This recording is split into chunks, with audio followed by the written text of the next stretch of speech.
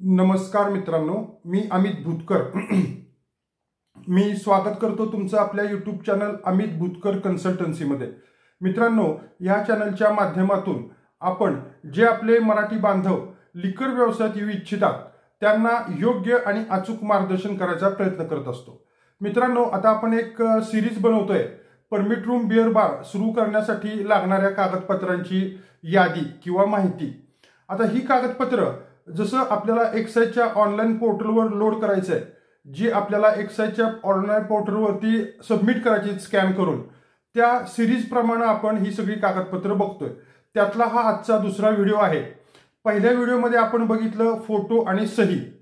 त्या संदर्भात फोटो आपल्याला रेग्युलर फोटो पाहिजे आहे, सही आपल्याला रेग्युलर सही कोऱ्या कागदावर केली ती पाहिजे आहे. बऱ्याच जणांच्या शंका असतात की इन्कम टॅक्स जशी लागते डिजिटल सिग्नेचर त्याला म्हणतात, ती काढायला 1-2 हजार रुपये खर्च येतो, सीए लोक ती काढून देतात, तर ती लागते का? तर ती लागत नाही मित्रांनो. आपल्याला एका कोऱ्या कागदावर सही करायची आहे आणि ती आपल्याला त्या फाईलला लावायची. मी परवाच्या एपिसोडमध्ये सांगितलं होतं, पहिल्या एपिसोडमध्ये सांगितलं होतं की तुम्ही एक फाईल घ्या, मी तुम्हाला एक चेकलिस्ट देईन. जवळपास 200 पेक्षा जास्त जणांनी चेकलिस्ट असं मला व्हॉट्सअप पाठवला आणि जवळजवळ सगळ्यांना मी ती चेकलिस्ट पाठवलेली आहे. त्यापैकी बऱ्याच जणांनी ती चेकलिस्ट फाईल नवीन घेऊन चेकलिस्ट लावून त्याला फोटो लावून एका कागदावर कोऱ्या कागदावर सही करून ते फायलिंग करून त्याचे फोटो मला त्यांनी पाठवले. त्या सगळ्यांना मी त्यांच्या फ्युचरसाठी शुभेच्छा देतो आणि आजचा हा आपण पुढचा सेकंड एपिसोड चालू करतो. ह्या एपिसोडमध्ये आपण बघणार आहे आधार कार्ड आणि पॅन कार्ड. पहिल्यामध्ये बघितलं फोटो आणि सही. ठीक आहे, आपण एक फाईल बनवली आहे. त्या फाईलला आज आपण आधार कार्ड आणि पॅन कार्ड लागणार आहे. जर तुम्ही भागीदारीमध्ये करत असाल तर सर्व भागीदारांचे आधार कार्ड आणि पॅन कार्ड लागतील. तसंच सर्व भागीदारांचे फोटो सुद्धा लागतील. जर तुम्ही दोघात-तिघात चालू करणार आहे, चौघात चालू करणार आहे, जनरली भागीदारी ह्या व्यवसायात करू नये, परंतु त्यातूनही तुम्ही घरातल्या घरात भाऊ बहीण, भाऊ भाऊ, वडील मुलगा वगैरे असं जर तुम्ही भागीदारीमध्ये करणार असाल तर जे काय तुमचे भागीदार आहेत त्यांचा फोटो पण आणि त्यांचं पॅन कार्ड आधार कार्ड पण लागतं. आता पॅन कार्ड हे आपल्याला रेग्युलर पॅन कार्ड असतं, आपल्याला ते लावायचं आहे. परंतु जर तुम्ही भागीदारी फर्ममध्ये हे चालू करणार असाल, बघा आपल्याला काय वाटतं की भागीदारी फर्म केली, आपण भागीदारीमध्ये चालू करतो, तर त्या भागीदारी फर्मचं आपल्याला रजिस्टर करावं लागतं. ते पुढच्या भागामध्ये येईल आपल्याला. परंतु इथं पॅन कार्ड त्या भागीदारी फर्मचं पण लागतं. ज्यावेळेस तुमची भागीदारी फर्म रजिस्टर होती त्यावेळेस तुम्हाला त्या भागीदारी फर्मचं पॅन कार्ड काढावं लागतं. म्हणजे समजून चला X&Y लिमिटेड किंवा काय जे तुम्ही नाव ठेवलं असेल तुमच्या भागीदारी व्यवसायाचं, त्या नावानं तुम्हाला त्या भागीदारी फर्मचं पॅन कार्ड काढावं लागतं. शिवाय तुम्ही जे सर्व भागीदार असाल, 2 असाल 3 असाल, त्या सर्व भागीदारांचं पॅन कार्ड लागतं. ठीक आहे, पॅन कार्ड सोपी गोष्ट आहे. जनरली माझ्या मते भागीदारी कोण करत पण नाही, तर त्यामुळं तो विषय जास्त न जाता आपण एक समजून घेऊया की पॅन कार्ड आपल्याला आता त्या फाईलला लावायचं आहे. दुसरी गोष्ट आधार कार्ड. आधार कार्डच्या बाबतीत मला अनेक जणांचे फोन आले, शंका आल्या, ह्याच्यापूर्वी पण आल्या, विचारल्या, मी पण सांगितलं. तर काय विचारतात, मी राहायला पुण्याला आहे, मी राहायला मुंबईला आहे, मला गावाकडं हा व्यवसाय करायचा आहे, माझं आधार कार्डवर पत्ता माझा पुण्याचा मुंबईचा आहे, तर मला त्या कार्डवर गावाकडं हा व्यवसाय करता येईल का? आत्ता परवा दिवशी बिअर शॉपीसाठी विचारलं होतं, सेम परमिट रूमला पण तेच लागू होतं. ते मी तुम्हाला सांगतो. तुम्ही राहायला कुठेही असा, महाराष्ट्रामध्ये तुम्ही राहायला कुठेही असा आणि महाराष्ट्रामध्ये तुम्हाला कुठेही हा व्यवसाय करायचा आहे तर तुम्ही करू शकता.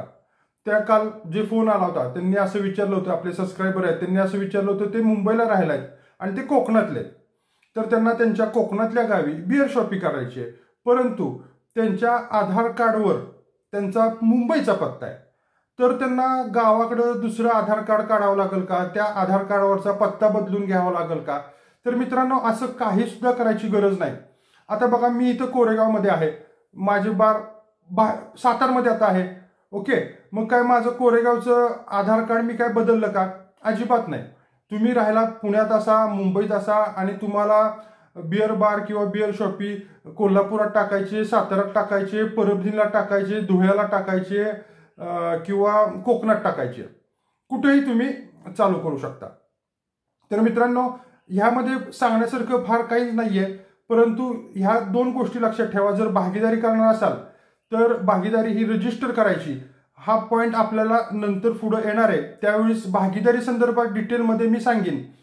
परंतु जर भागीदारी करणार असाल तर तुम्हाला तुमच्या सर्व भागीदारांचं पॅन कार्ड आणि भागीदारी संस्थेचं पण पॅन कार्ड हे तुम्हाला अपलोड करावं लागतं. अशा प्रकारची तिथं सोय आहे वेबसाईटवर एक्साईजच्या.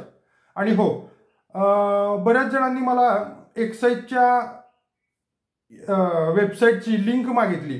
तर ह्या व्हिडिओच्या डिस्क्रिप्शनमध्ये ती एक्साईजचं जे पोर्टल आहे, म्हणजे ज्या ठिकाणी आपल्याला ही जी कागदपत्र अपलोड करायची आहेत त्या ठिकाणची ती जी लिंक आहे ती ह्या व्हिडिओच्या डिस्क्रिप्शनमध्ये देतोय.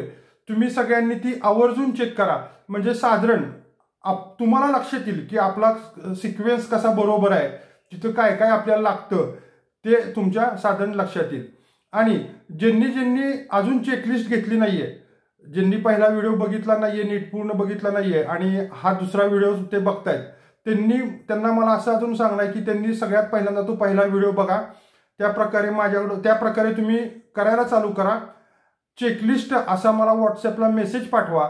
मी जी चेकलिस्ट आहे ती चेकलिस्ट तुम्हाला पाठवीन.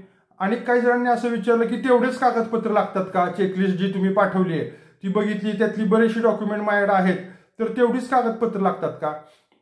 तर मित्रांनो, ती जी चेकलिस्ट आहे आणि ती जी कागदपत्र आहेत ही आपल्याला ऑनलाईन सबमिशन पर्यंत तेवढी लागतात. त्याच्यानंतर पण काही लागतात, ते पण आपण नंतर फ्युचरमध्ये बघणार आहे.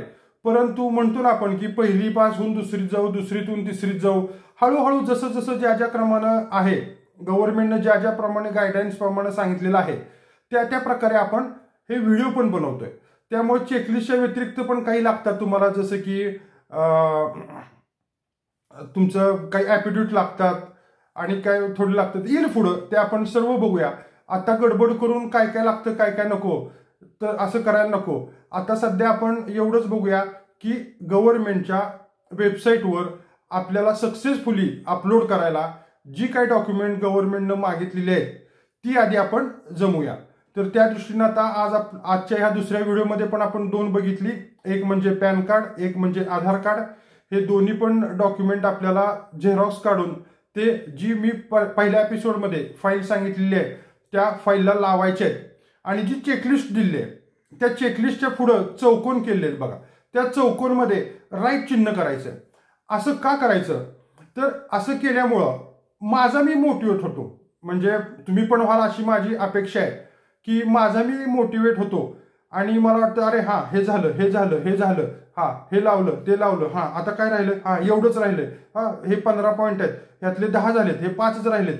असं आपल्याला फोकस करता येतं, आपण मोटिवेट होतो आणि त्या गोष्टीकडं जास्त फोकस देऊन लक्ष आपलं त्या ठिकाणी केंद्रित होतं आणि आपलं ते काम लवकरात लवकर होण्याला मदत होती. म्हणून ती तुम्ही चेकलिस्ट लावायची आहे आणि त्याच्या पुढे जे चौकोन दिले तिथं राईट करायचंय, लक्षात घ्या.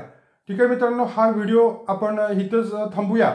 परंतु जाता मी एक सांगतोय की काही जणांचे मला फोन येतात, मेसेज पण तुम्ही बघता, फोन पण येतात की व्यवसाय फायदेशीर आहे का, ह्यात किती प्रॉफिट मिळतं, ह्यात ते सेल टॅक्सच काय आहे का. तुम्ही कॉमेंट वाचू शकता. रिसेंट कॉमेंटमध्ये जर तुम्ही बघितले तर तुम्हाला अशा प्रकारचे खूप कमेंट दिसतील. तर मित्रांनो, मी काय मोटिवेशनल स्पीकर टाईप नाहीये की तुम्हाला मोटिवेट करून ह्या व्यवसायात या असं आव्हान मी तुम्हाला कधी करत नाही. हा चॅनलचा आणि माझ्या सांगण्याचा उद्देश हा आहे की जे आपले मराठी बांधव ह्या व्यवसायात येऊ इच्छितात. बघा, मी प्रत्येक व्हिडिओ, अगदी पहिल्या व्हिडिओपासून बघा, माझं सुरुवातीला जे मी बोलतो, जे सुरुवातीचं स्पीच आहे ते माझं असंच आहे की जे आपले मराठी बांधव लिकर व्यवसायात येऊ इच्छितात, म्हणजे तुम्ही तुमच्या मनाने येऊ इच्छित आहे, त्यांना योग्य आणि अचूक मार्गदर्शन करावे, हा एवढाच या चॅनलचा उद्देश आहे. तुम्हाला आणणं हा माझा उद्देश नाहीये. तुम्हाला तुमचे व्यवसाय नका ह्या व्यवसायात या असं सांगणं माझा उद्देश नाहीये. जे कोणी ह्या व्यवसायात येऊ इच्छितात त्यांची फसवणूक होऊ नये किंवा चुकीच्या मार्गाने जाऊ नये किंवा दिशाभूल कुठली होऊ नये. आता असं नाही की बाबा फसवणूक म्हणूनच. आता काही जण फूड अँड ड्रगचं लायसन काढतात, 100 रुपयाचं काढतात, 500 रुपयाचं काढतात, परत ते पुढे जाऊन चालत नाही. काही जण नावं वेगवेगळी ठेवतात, देवाधर्माची, गड किल्ल्यांची, थोर पुरुषांची, अशा प्रकारची नावं काहीतरी देतात. मग ते जाऊन फायली पूर्वी सँक्शन व्हायच्या त्यांना नावं ती बदलायला लावली आणि नवीन फायली अशा प्रकारच्या सँक्शन होत नाहीत आणि त्या परत येतात. आणि मग ते सगळी कागदपत्र समजून चला तुम्ही XYZ हे नाव चालत नाहीये आणि तुम्ही XYZ हे नाव ठेवलं, त्या नावानं तुम्ही शॉप ॲड काढलं, फूड अँड ड्रग्स काढलं, ग्रामपंचायतची परवानगी काढली, तुमचं व्हेरिफिकेशन त्याच्या नावानं तुम्ही केलं, हे सगळं झालं. तुमच्या नकाशावर ब्लूप्रिंटवर ते नाव टाकावं लागतं, ते नाव तुम्ही टाकलं. हे झाल्यानंतर तुम्हाला कळलं की XYZ हे नाव चालत नाही, तर तुम्हाला पूर्णपणे सगळी डॉक्युमेंट परत काढावी लागतात. फूड अँड ड्रगमध्ये, शॉप ॲडमध्ये एडिट हा ऑप्शनच नाहीये. तुम्हाला पूर्णपणे ते फूड अँड ड्रगचं नवीन लायसन काढावं लागतं. ते तुम्हाला ग्रामपंचायतीतून नवीन नावानं, तुमच्या जे नवीन नाव तुम्ही आता ABC हे चालणार नाव आहे, तर तुम्हाला ABC नावानं परत सगळं करावं लागतं. XYZ नावाचं तुमचं सगळं ते बाद होतं. अशा प्रकारच्या चुक्या होऊ नयेत. अशा प्रकारच्या चुक्यामुळं तुम्ही काय म्हणतो आपण त्याला, तुमचं म्हणजे मानसिकता हे होऊ नये की बाबा अरे हे होतच नाही, हे त्रासाचंच आहे, ते मोठ्यांची ओळखच लागते, आमदारच पाहिजे, खासदारच पाहिजे, सहीच पाहिजे, पैसेच दाबावे लागतात, हे करतच नाहीत. काही लोकांनी टाकलंय गरिबांचं काम होत नाही. असं काय नसतंय. व्यवस्थित योग्य मार्गाने जावा, त्यासाठी मी इथं आहे. लक्षात घ्या. असं तुम्हाला या मोटिवेट करायला अजिबात नाही. जी लोक ह्या व्यवसायात येऊ इच्छितात त्यांना माझ्या परीनं योग्य आणि अचूक मार्गदर्शन करण्यासाठी अचूक मार्गदर्शन करण्याचा मी ह्या चॅनलच्या माध्यमातून प्रयत्न करत असतो. मित्रांनो, हा व्हिडिओ इथंच थांबवतो. जय हिंद, जय महाराष्ट्र.